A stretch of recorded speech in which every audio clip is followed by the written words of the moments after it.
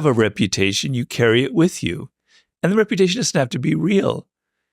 Personally, I don't know how valid this is. I have this reputation now of being this Machiavellian characters, and so if Robert's 5 minutes late for a meeting, it means he's playing a game, even though it was probably just the traffic. But my reputation now kind of put people a little bit on their heels, where it's not necessarily true about me, but it kind of goes ahead of me and it influences. Reputation precedes you. Yeah. And so it's an extra form of power.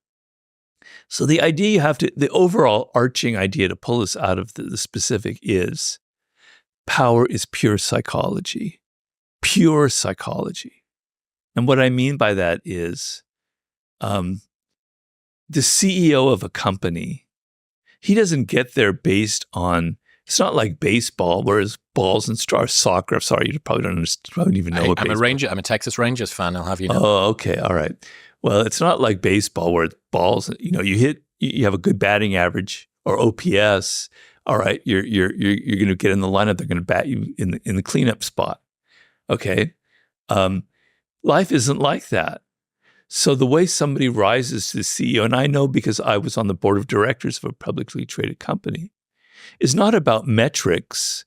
It's not about things that they've actually done. It's about psychology, right?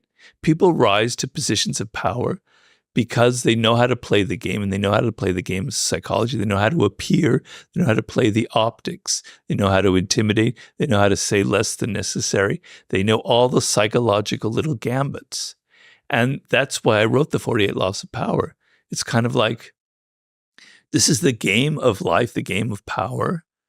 The rules are a little bit nebulous. But here's how you play. You play by mastering these little psychological bits. One of them is your reputation.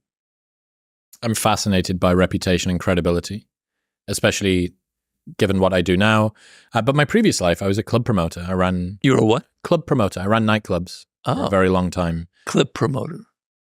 What do we call that here? Club. It would just be a promoter. It's called. So marketing for nightclubs, essentially. The guy stood on the front door with the guest list and the bands for VIP and all of the hot girls' names. And then after a while, we owned a group of guys that did that. And then we owned a group of guys that owned and you start to build up this company. Wow. And in that, every single nightclub that you've ever been to is the same thing. It's people getting drunk in a room to music. It'll never be anything else. You can dress this one up pink and give out inflatable flamingos on the door, or this one's really cheap.